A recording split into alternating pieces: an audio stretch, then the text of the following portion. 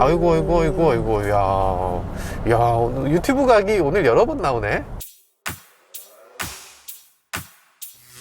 안녕하세요, 모카 김환용입니다. 오늘 만나보는 차는 쌍용차 G4 렉스턴입니다.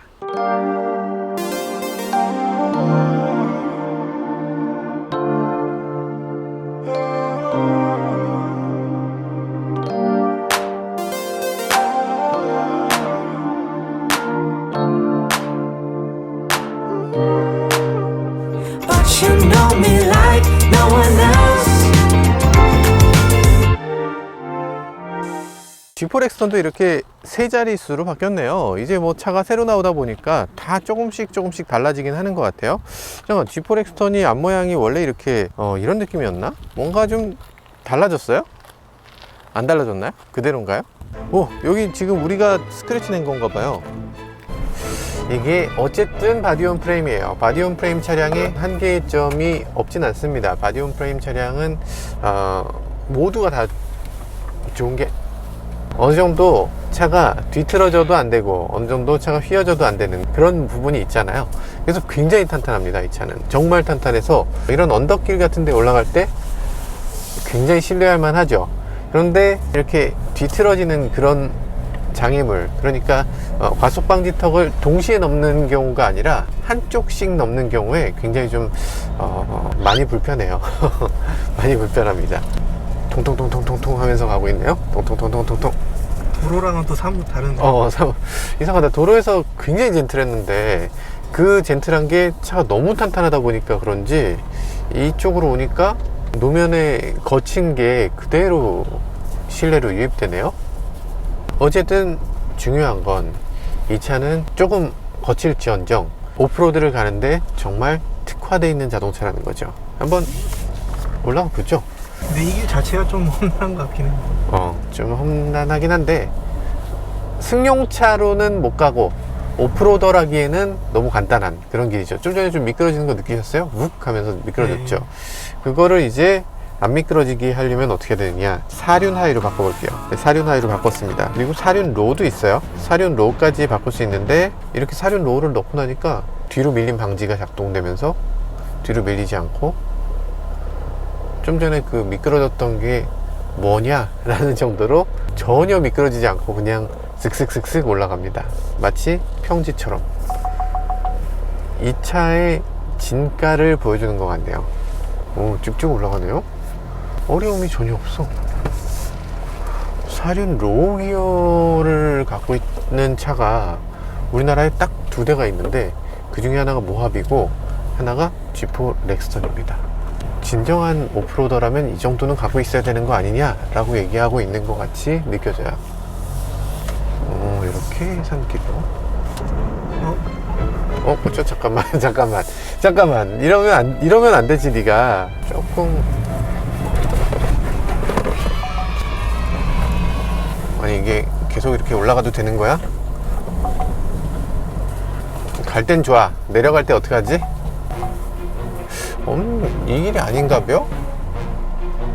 저기 더 올라가도 되나?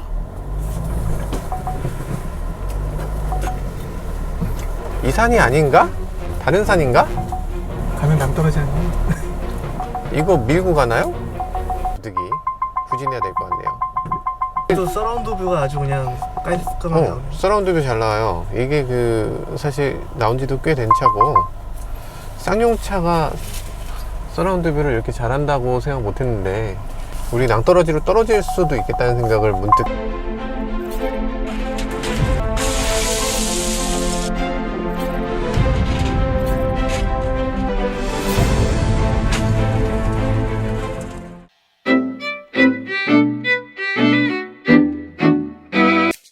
이 차는 힐 디센트 컨트롤이 있죠. 누르면 경사로 감속 제어 장치가 켜짐 이렇게 써 있습니다. 이거 작동시키면요, 내리막에서 사륜 로우하고 경사로 제어 장치를 같이 켜니까 가속 페달에 발을 떼면 안 내려가요. 차가 너무 안 내려가. 사륜 로우 안 되겠다. 사륜 하이 넣어야 되겠다. 중립에 넣어야 사륜 하이가 들어가요. 사륜 로우를 갈 때도 올 때도 중립을 한번 가야 됩니다. 자, 사륜 하이로 해서요, 내리막을 1 디센트 컨트롤로 내려갑니다. 내려갈 때 사륜구동이 뭐가 필요하냐 생각하실 수 있는데, 엔진 브레이크도 사륜에 나눠서 거는 게 되게 중요해요. 안 그러면 전륜구동 자동차는 앞바퀴에만 브레이크가 걸리거나 뒷바퀴에만 브레이크가 걸리는 일이 있기 때문에, 이렇게 내리막길에서 엔진 브레이크를 걸 때도 사륜구동이면 조금 더 유리한 면이 있습니다. 지금 힐 디센트 컨트롤이 작동되고 있는데 품질이 예전에는 굉장히 나쁜 차들도 있었어요. 드드드드드 이런 소리가 나는 그런 차들도 있었는데, 지금 이 차는 그런 느낌은 전혀 없고 굉장히 부드럽게 내리막을 가고 있습니다. 하나 바라는 게 있다면, 여기 속도를 조금 조절해 줄 수 있는 그런 기능이 있다면 더 좋았을 텐데, 속도를 좀 줄여야 된다면 브레이크를 조금만 이렇게 적용해 주면 되니까 그렇게 나쁘지 않은 그런 기능이라는 생각도 듭니다.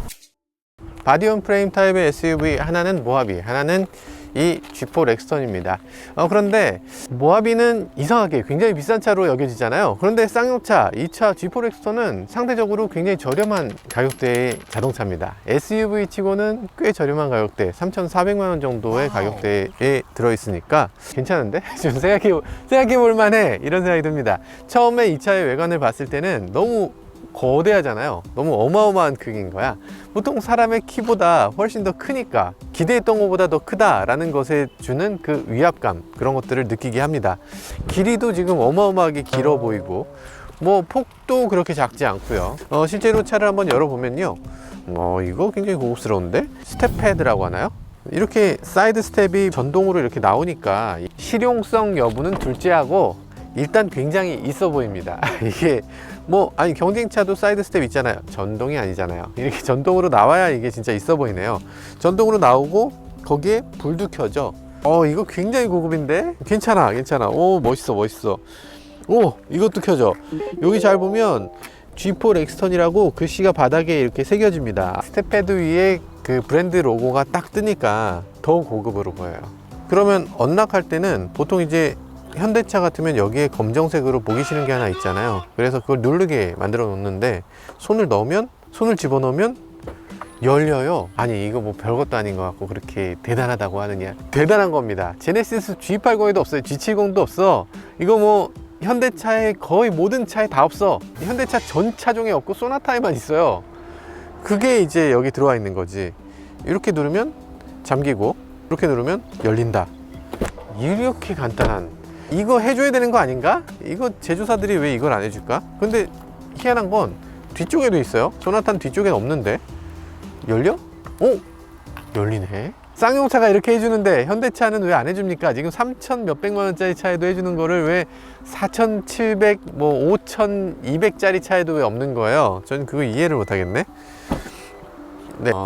이렇게 네트가 있군요. 네트 아무도 안 썼네. 네트가 두 가지 타입이 있죠. 바닥에 까는 네트가 있고요. 어떤 네트는 걸어서 이 중간을 막는 네트가 있는데, 어떤 네트는 이런 네트도 있어요. 이건 지금 짝짝이 네트입니다.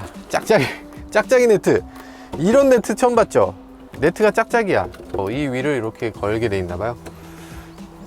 이렇게 걸면 저는 떨어질 것 같거든요. 저는 떨어질 것 같아요. 제함은 이런 식으로 생겼고요. 선반이 지금 장착을 2단계로 할 수 있게 돼 있어요. 뒤쪽 시트를 조금 앞으로 세울 거면 이 선반도 조금 앞으로 가라. 뒤쪽을 좀 눕힐 거면 시트를 좀 더 뒤로 하라. 이렇게 2단계로 만들어 놨는데, 야, 시트 얼마나 높인다고 그거 갖고 그렇게 호들갑이냐 라고 하겠지만, 이만큼이 눕는 거죠. 잠깐, 이거 너무한 거 아닌가? 아니, 침대를 펼 필요가 없어. 이대로 차박이야. 그냥 많은 분들이 이 정도면은 만족해요. 이 정도만 돼도 뒷좌석 누워가는 것 같아요. 그런데 이건 이렇게, 어쨌든 뒷좌석 넘어가는 수준으로는 거의 업계 최고. 이것만 놓고 봤을 때는 이 차를 능가할 차는 없는 것 같습니다. 정말 대단해요. 시트 자체도 지금 나파 가죽으로 만들어져 있어서 시트의 품질이 굉장히 좋아요. 옛날 같으면 쌍용차 하면 굉장히 무뚝뚝한 브랜드였거든요. 거칠고 남자답고 세심한 것엔 배려를 전혀 안 하는 회사라는 느낌도 있었는데, 지금의 이 G4 렉스턴은 달라진 쌍용차의 어떤 위상을, 아니면 어떤 달라진 쌍용차의 방향성, 그런 것들을 선언하는 것 같은 느낌이 드는 자동차예요. 앞으로 쌍용차 굉장히 세심한 데까지 신경을 쓰겠다라는 그런 모습인 거죠. 시트를 이런 식으로 시트 눕히고 이런 것들, 쌍용차가 이런 것까지 신경을 쓴다고? 이런 데다가 박음질을 또 해서 G4 렉스턴에 네가 타고 있다라는 그런 어떤 고급감을 더해주는 것까지 해놨습니다. 가죽도 지금 나파 가죽으로 아주 매끌매끌한 그런 모습을 보여줍니다. 뭐 팔걸이 같은 경우에 이런 디자인으로 쌍용차가 요즘 밀고 있는 그런 디자인을 내세웠어요. 두 개의 컵홀더, 그리고 가운데는 스마트폰 같은 걸 이렇게 세워 놓을 수 있는 그런 공간을 마련해 놨습니다. 뭐 이런 것들도 있고요. 이쪽 편에도 같은 디자인을 이렇게 대꾸로 이렇게 사용하고 있는데 뭐 나름대로 괜찮습니다. 그리고 USB 포트 하나, 그리고 220V 아울렛도 있어요. 꼼꼼하기도 하네요. 네, 헤드레스트는 반드시 올려야 되죠. 헤드레스트 올리고 앉았을 때 편해요. 편하고 무릎 공간 충분, 머리 공간 충분. 그리고 머리 공간이 또 이렇게 살짝 패여 있습니다. 그나마 가뜩이나 충분한데 거기다 더 패여 놨어요. 머리 공간이 굉장히 넉넉하다라고 하기에는 넓지 않아요. 이 차는 바닥이 높은 거예요. 이 머리 공간이 높은 게 아니라 머리 공간은 그냥 보통의 SUV 정도입니다. 가운데 좌석이 보통 다른 차들이면 가장자리 시트를 좀 파놓는 경우가 많이 있는데 이 차는 별로 파놓지 않았고, 그러다 보니까 가운데 좌석에 앉았을 때도 뭐 그렇게까지 위화감이 있거나 하진 않습니다. 물론 가운데가 뭐 너무 편해 이러지는 않겠지만 너무 불편하지는 않은 정도. 5명이 그런 대로 탈만하다. 어쨌든 5명 앉는데 그나마 좀 덜 불편한 그런 차인 것 같아요. 뒷좌석에 모하비는 요게 없잖아요. 요거 없다고 얘기하시는 분들 많이 있었는데 전동은 아니지만 수동 선스크린이 있고요. 그리고 뭐 아쉬운 점은 다른 차들 같은 경우는 2열에 이렇게 공조장치 버튼 같은 게 따로 있어서 뒤쪽에 온도를 따로 뭐 3존이라든지 이렇게 조절할 수 있는데 이 차는 그런 기능은 없습니다. 네, G4 엑스턴 외관은 굉장히 거대하다, 그리고 길다, 이렇게 정리해 볼 수 있을 것 같아요. 굉장히 크죠. 크고 캐릭터 라인이 굉장히 좀 독특하게 맺어져 있어요. 뭐 어떤 선이 분명하게 딱 있는 게 아니라 아사모사하게 이렇게 들어가 있는 캐릭터 라인들이 있거든요. 뭐가 하나 꺾이고 또 뭐 하나 꺾이고 그 사이에 라인이 하나 또 들어가고, 디자인의 전체적인 구성을 봤을 때는 뭐 나름대로 뭐 매력은 있다, 이렇게 느낄 수가 있을 것 같아요. 뭐 그렇게 잘생긴 구석은 사실상 별로 없는 것 같아요. 잘생겼다 라고 보기보다는 차답다, 뭐 남자답다 이렇게 얘기하는 것처럼 SUV답네, 이런 느낌으로 보는 게 더 좋을 것 같습니다. 어쨌든 외관은 뭔가 약간 뭐랄까 전쟁을 해서 약간 상처 입은 것 같은 그런 외관을 갖고 있는 것 같고, 한번 주행을 해보면서 이 차에 대해서 조금 더 알아보도록 하죠. 미세먼지가 꽤 나쁜 날이네요. 주의, 미세먼지 주의인데 지금 이 차 안에 들어와서 지금 에어컨을 오토로 켰습니다. 지금 에어컨 단수는 4단 정도로 작동되고 있어요. 미세먼지를 얼마나 빠르게 없애줄 수 있는지 한번 보죠. 지금 밖이 80이었는데 여기가 지금 한 좀 더 기다린다면 아마 50까지는 떨어질 것 같네요. 10% 안 되는 정도, 55. 이게 그렇게 떨어지지 않는군요. 이게 미세먼지를 걸러내는 데는 좀 역부족인 것 같아요. 그러니까 거의 안 떨어진다 라고 봐도 되는 것 같습니다. 바깥의 미세먼지를 기껏 해봐야 30% 정도밖에 못 걸러내고 있다 라는 정도인데, 쌍용차의 미세먼지 필터는 가는 방식이 거의 비슷한 것 같은데 한번 볼까요? 한번 물어볼까요? 여기 있는지. 안녕하세요. 혹시 이 차에도 맞는 루트 필터가 있나요? 루프트 이게 렉스턴. 네, G4 엑스턴. 잠시만요. 네네. 아니 이렇게 똑같을 수가. 이거 어떻게 같은 데서 납품받는 것 같이 이렇게 똑같지? 먼지 쌓인 필터를 오래 사용하면 성능이 많이 줄어든대. 근데 어디 건지가 쌍용 로고가 있고 잘 모르겠어요.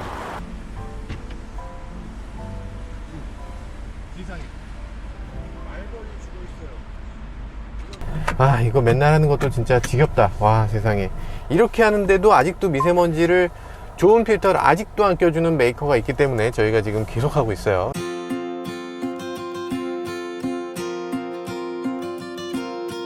네, 뭐 지금 시간 관계상 뭐 전부 0이 되는 걸 보진 못했는데 좀 아쉽지만 뭐 일단 저희가 해야 될 게 너무 많아요. 지금 너무 많기 때문에 일단 이동하도록 하겠습니다.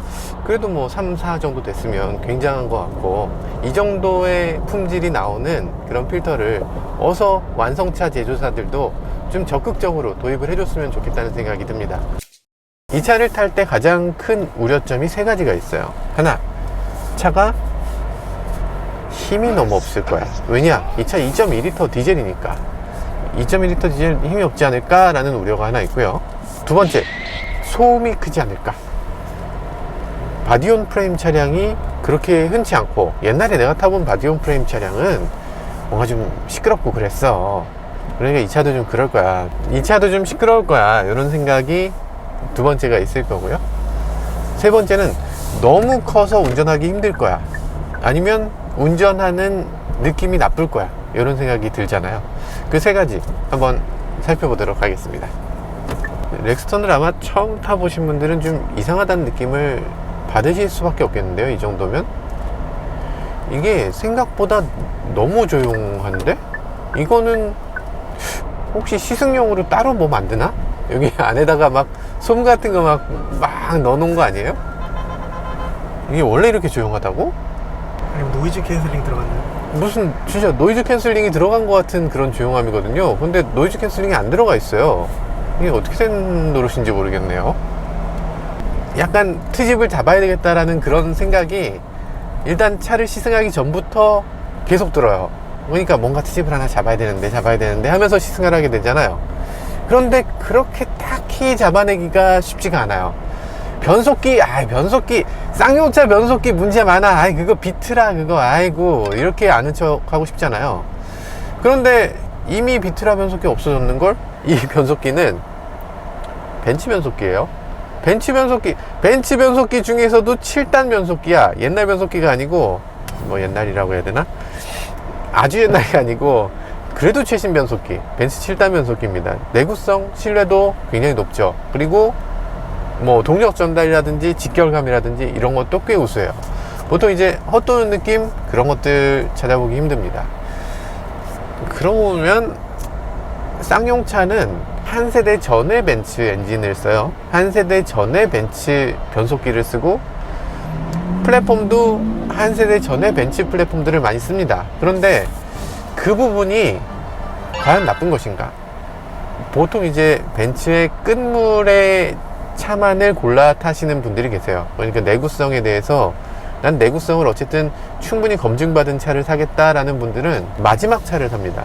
그 세대 교체 전에 차를 사는 사람들이 많이 있는데, 뭐 그런 식으로 차를 구매하시는 분들이 꽤 있죠. 포르쉐도 마찬가지고요. 가장 인기 있는 건 991의 자연흡기 마지막 거, 아니면 981의 자연흡기 마지막 6기통, 이런 것들이 가장 인기 있잖아요. 물론 그게 희소같이 그 세대의 마지막 이런 것들도 분명히 있겠지만, 검증받은 것이라는 게 분명히 있는 것 같아요.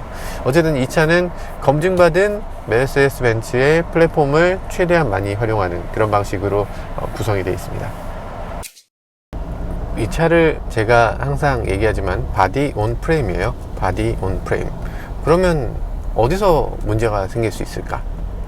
바디 온 프레임이니까 프레임 위에다 바디를 얹으면 그 얹은 것이 삐그덕거릴 수가 있잖아요. 그럼 그거 어떻게 잘 얹을 것이냐, 어떻게 조용하게 할 것이냐, 이 부분이 굉장히 어려운 숙제거든요. 쌍용차 그걸 굉장히 잘 해냈습니다. 지금 10개의 고무 마운트를 새롭게 설계했어요. 그래서 방진 고무 마운트라고 하는데, 이 마운트가 의외로 잘 돼 있습니다. 의외로 잘 돼 있어요. 뭐 휠하우스 안쪽도 펠트를 두껍게 사용했다고 하는데, 그러면서 이제 정숙성을 또 많이 강화했죠. 노면에 바퀴 구르는 소리가 실내에서 거의 들리지 않아요. 거의 들리지 않습니다. 이 방법이 뭔지 모르겠는데, 쌍용차는 여기에 휠하우스 안쪽을 펠트 소재로 이렇게 덧대서 이 소음을 막았다고 하는 설명밖에 없어. 근데 그 정도로 해서 이렇게 조용해진다면 모든 차에 다 해야 되겠어. 이 정도면은 이렇게 조용해질 수 있으면 이거 해야죠. 와, 정말 조용해요. 이게 어떻게 가능하지?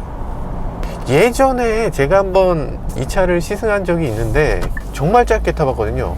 정말 짧게 타볼 때 그때 이 느낌이 아니었는데, 이게 그때는 아마 초기 생산이어서 그랬을까? 지금은 놀라울 정도거든요. 놀라울 정도로 부드럽고 매끄럽고 조용해. 그래서 좀 이상하다 싶은 정도로 조용하긴 합니다. 물론 완벽한 건 아니에요. 조용하다라는 거는 어디까지나 상대적인 거고요. 세단보다 더 조용하다, 뭐 가솔린보다 더 조용하다, 이게 아니라 디젤이면서 지금 바디온 프레임이라는 걸 감안했을 때 굉장히 조용하다는 거죠. 그렇게 좋은 부분만 있는 건 아니고 주행 감각에서 몇 가지 아쉬운 부분도 분명히 있어요. 예를 들면 약간 벤츠의 변속기, 메르세데스 벤츠의 변속기를 사용했다고 해서 메르세데스 벤츠이기 때문에 완벽하다 이렇게 생각하면 안 되고, 약간 울컥해요. 약간 울컥하는데 운전자가 이 차와 좀 익숙해지는 시간이 좀 필요한 것 같아요. 왜냐하면 출력이 조금 부족하거든요. 정말 너무나 힘이 약해서 정말 답답하다 이런 정도는 확실히 아니에요. 그건 아닌데, 가속할 때 떨어져 있다가 뭔가 탁 붙는 느낌? 그런 느낌을 받게 돼요. 이걸 뭐 나쁘게 말하면 울컥하는 거고요. 요 연결되는 요 시점을 익숙하게 만드는 과정이 필요할 것 같아요. 약간 지금부터 떨어져 있다가 네, 이렇게 붙거든요. 아마도 이 부분 때문에 싫어하시는 분들이 생길 것 같네요. 물론 익숙해지고 나면 아무것도 아닌데 이 부분을 조금 더 잘 가다듬었으면 좋지 않았을까 하는 생각이 들긴 합니다. 토크감을 굉장히 강조해 놨어요. 토크감을 굉장히 강조했기 때문에 초반에 치고 나가는 느낌을 느껴보겠다 라고 했을 때 굉장히 잘 치고 나갑니다. 일단 초반에 훅 하고 치고 나가는 게 있어요. 좀 전에는 힘이 부족하다며 라고 하셨잖아요. 생각하실 텐데 초반에 치고 나가는 느낌은 되게 좋아요. 중반 이후로 갈 때, 그러니까 고속도로를 쭉 가면서 추월을 한다거나 뭐 이런 식으로 힘을 좀 충분히 사용하면서 더 사용해야 될 때, 고 RPM에서 더 고 RPM으로 가야 될 때, 이런 어떤 추월 가속이라고 하죠. 이런 추월 가속에서는 조금 아쉬울 수밖에 없는 게 이런 엔진들의 어떤 특징이라고 할 수 있어요. 그러니까 이 차를 최고속 위주로 탈 때는 불편할 수 있어요. 부족하다고 느낄 수 있어요. 근데 시내 구간에서 부족하다고 거의 느끼실 수 없을 겁니다. 여기 크루즈가 있어요. 크루즈 온, 셋 했어요. 크루즈 셋 했습니다. 지금 80km, 90km, 100km 100km로 셋 했어요. 140km로 셋 했습니다. 잠깐만 야 앞에 차 있는데, 오토 크루즈면 어떤 거 생각하세요? 오토 크루즈면 당연히 알아서 속도를 줄여주고 높여주고 이런 거 아니야? 요즘엔 좀 그런 느낌이죠. 근데 오토 크루즈는 그런 게 아닙니다. 쌍용의 오토 크루즈는 그냥 크루즈예요. 그냥 크루즈인데 오토로 차가 가잖아. 그러니까 오토 크루즈지. 형 천재인데? 맞잖아. 맞잖아요. 이 차 가격은 3,400만 원대부터 시작합니다. 말이 되냐고. 아니, 말이 되냐고. 이렇게 거대한 무슨 배꼽 같은 차가 이렇게 막 오는데 이 차가 3,400만 원이라고? 어떻게 이런 가격이 나올 수가 있을까 싶은 정도의 가격이에요. 그러니까 쌍용차가 지금 현대차, 기아차, 쌍용차거든요. 우리나라의 세 번째 많이 파는 브랜드예요. 이렇게 많이 파는 거는 다 이유가 있었던 거지. 이렇게 파격적인 가격을 주기 때문에 이렇게 팔릴 수밖에 없는 것 같아요. 요즘 뭐 GM이나 뭐 르노, 삼성이나 이렇게 차가 안 팔리는지 모르겠어요. 그러는데 가격을 낮추면 돼요.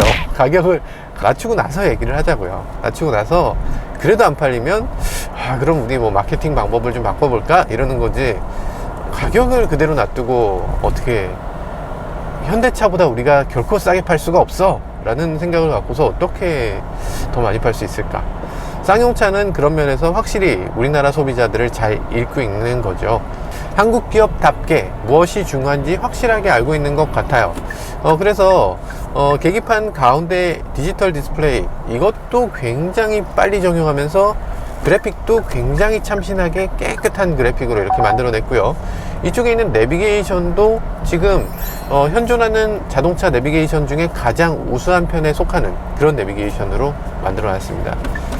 내비게이션 깔끔하고, 가끔 가다 보면 이 쌍용차의 인테리어가 조금 내 취향은 아니야, 조금 올드해 이렇게 느끼는 분들도 이 내비게이션이나 이런 그래픽을 보면 이게 의외로 괜찮은 면이 있네 이렇게 느껴지는 그런 그래픽들입니다.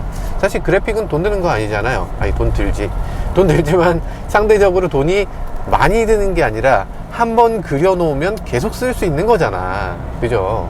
계속 쓸 수 있는 거를 돈을 들이는 게 자동차 부품을 되게 고급스러운 소재를 쓰는 것보다 훨씬 효과적이고 훨씬 더 많은 차에 두루두루 적용할 수 있는 거죠.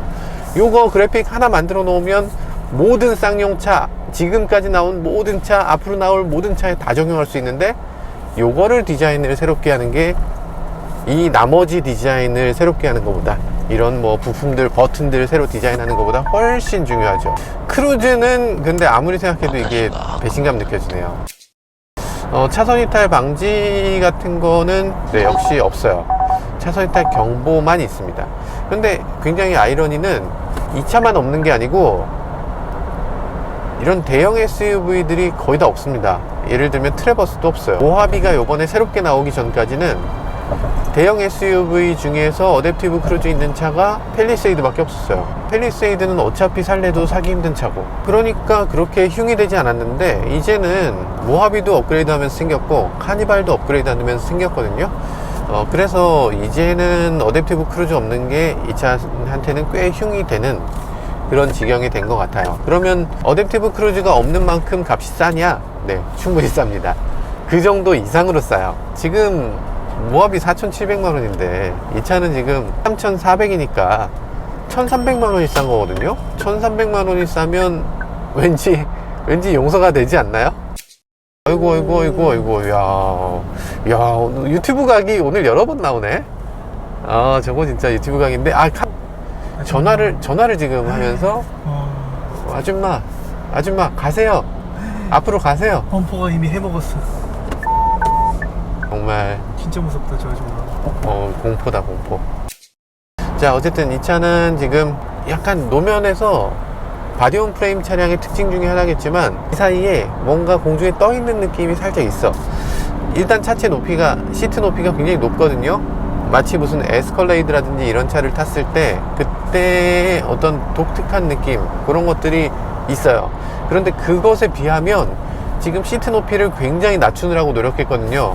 그래서 굉장히 낮춰놨기 때문에 그렇게까지 이질감이 느껴지진 않습니다. 그러니까 차가 어쩔 수 없이 높은데 그 높은 걸 그렇게까지 느껴지지 않게끔 하느라고 굉장히 노력을 많이 한 그런 시트 포지션이에요. 그렇게까지 차가 높은 게 어색하게 느껴지지 않는 그런 아주 잘 가다듬어진, 정말 어떤 것이 중요한지를 알고 있는, 정말 한국의 개발자들이 열심히 노력한 그런 자동차라는 생각이 드네요. 계속 이 차는 처음부터 모든 것들이 계속 머리를 얻어맞는 것 같은 느낌이에요.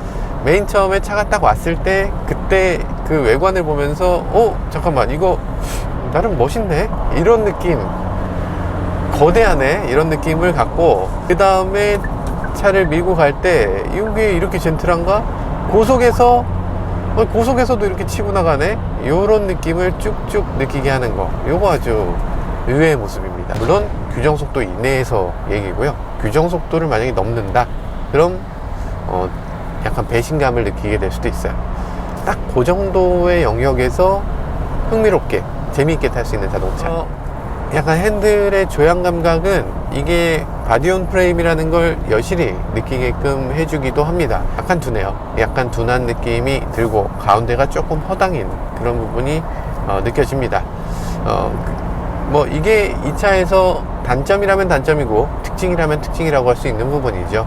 만약에 오프로드를 가겠다라고 하면 이 부분은 고스란히 장점으로 다시 돌아옵니다. 코너링에서의 느낌은 기대보다는 훨씬 낫습니다. 그러니까 기대할 때는 이게 좀 넘어가는 느낌으로 돌 줄 알았거든요. 근데 지금 결코 그렇지 않네요. 꽤 부드럽게 몰랑몰랑하게 돌아주네요. 코너링 한번 보겠습니다. 여기를 이렇게 도나요? 코너링 느낌이 아주, 코너링이 탁월한데? 코너링 탁월해. 잠깐, 물론, 오헤어지 있어. 지금 이게 SUV, 그리고 바디온 프레임 SUV 치고서 코너링 능력이 탁월하네요. 요 전에 우리가 이전 렉스턴을 많이 떠올리게 되는데, 그거 떠올리면 안 되나? 나만 떠올리나? 이전 렉스턴을 저는 바로 이 자리에서 되게 많이 시승했거든요.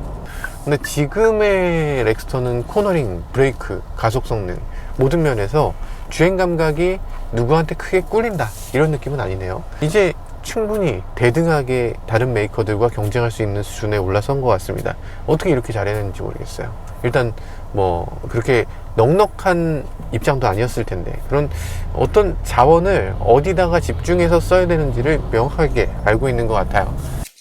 프리미엄 오디오 시스템은 보통 이제 현대차는 뭐 뭐 렉시콘 아니면 뭐 기아차는 크렐 뭐 이런 식으로 많이 하잖아요.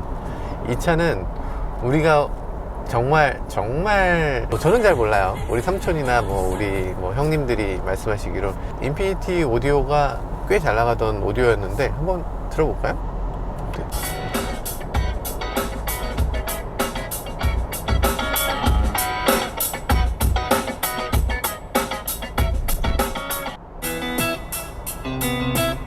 음악감이 좋네요. You stay there. 바로 그 얘기를 하려고 했어요. 그러니까 음장감이 되게 좋네요. 그러니까 소리가 어떤 위치에서 들리는지를 딱 이렇게 꼬집어서 쏴주는데 이게 아주 묘한 느낌이네요. You stay there until the end.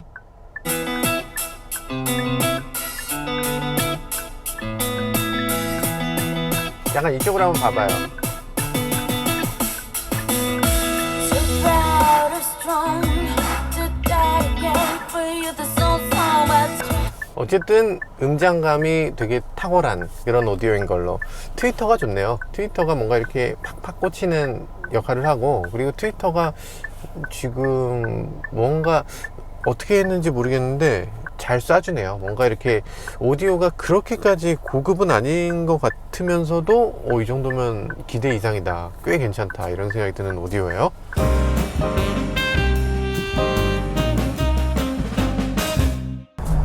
네, 이 차의 여러 가지를 봤는데요. 물론 100% 만족할 만한 자동차라고 하기는 아직 해야 될 게 많이 있습니다. 아쉬운 점도 있어요. 좋은 점이 더 크다는 거죠. 좋은 점이 많이 있기 때문에 이 차에서 그 아쉬운 부분을 어느 정도 상쇄할 수 있고요. 그리고 무엇보다 가격이 3,400만 원대 부터 시작한다는 점에서 아쉬운 점이 있었다거나 뭐 불편함이 있었다거나 그런 것들을 다 상쇄하고도 남을 수 있는 정도의 가격대라는 생각이 들었습니다. 물론 차체 크기나 이런 것들을 감안했을 때 저렴하다는 것이고요. 사실 최근 들어서는 소비자들의 소비 패턴이 완전히 바뀌었잖아요. 이 소비 패턴이 B세그먼트 SUV를 가장 기본적으로 놓고 보기 때문에 아마도 이 B세그 SUV에 익숙해져 있는 분들의 입장에서는 뭐 3,400만 원이 못 사. 우린 B세그먼트 SUV는 뭐 2,500만 원도 있는데 2,500만 원이면 괜찮은 차 사는데, 이런 생각을 할 수도 있을 것 같습니다. 세월이 그만큼 많이 변했다는 얘기도 될 것 같고요. 그리고 이런 큰 SUV, 대형 SUV의 어떤 장점 같은 것도 분명히 존재한다는 것도 다시 한번 느낄 수 있는 시간이었던 것 같습니다. 여러 가지 자동차들의 여러 매력들을 다 한 번씩 즐겨보고 한 번씩 찾아보는 것도 아주 재미있는 일이라는 생각도 들었습니다. 지금까지 모카 김한용이었습니다. 감사합니다. 나름 차가 이렇게 밤에 보면 또 전혀 다른 차야. 낮에는 완전히 이렇게 환한, 실내가 굉장히 환한 느낌인데 이렇게 반전 매력 같은 게 있네요. 만들어진 이 디스플레이도 예쁜 것 같네요. 나름대로 매력이 있어요. 어차피 클립을 쓰진 않을 것 같은데. 겨우 770km 탄 거의 새 차거든요. 그냥 나올 때부터 요소수가 절반밖에 안 차 있는 거야. 아마 여러분들이 차를 사면 제일 먼저 해야 되는 게 기름 넣는 거, 그리고 요소수 넣는 거일지도 모르겠어요. 절대 기억 가능하도록 이렇게 만들어져 있어요. 여기 경고, 절대로 연료통에 주입하지 마시오, 이렇게 써 있죠. 네, 이렇게 아주 간단하게 우레아 요소수를 넣어봤고요. 요소수 넣는 거는 생각보다 간단하죠. 간단하긴 한데 아무거나 넣으면 안 된다는 거 이렇게 말씀드리고 싶습니다. 알려진 요소수, 적어도 어디선가 이름은 들어봤다, 이런 걸 넣어야지 처음 들어보는 걸 한번 넣어보겠다, 좀 싸다, 그거는 절대 넣으시면 안 되고, 고속도로변이라든지 아니면 뭐 국도변이라든지 이런 데서 이름을 알 수 없는 요소수도 많이 있거든요. 이름이 써 있지 않은 요소수 넣는 건 절대 금지 사항입니다.